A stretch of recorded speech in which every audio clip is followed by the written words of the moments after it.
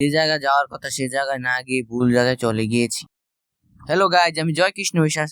আজকে এমন এক কঠিন অ্যাডভেঞ্চার দেখাবো যেটা আমি আগে নিজেও জানতাম না যে এই অ্যাডভেঞ্চারটা আমাকে করতে হবে।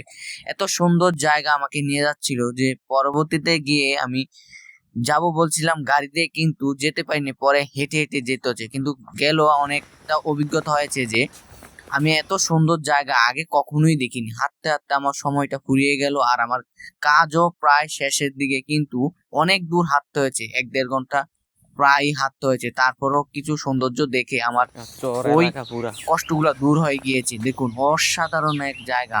এই জায়গায় রাস্তায় রাস্তায় এদিকে গাড়ি চলে না, হেঁটে যাইতে হয়, 10-15 মিনিট হেঁটে যেতে হবে। এমন জায়গায় যাচ্ছি যেখানে গাড়ি চলাচল নাই, ঠিক আছে?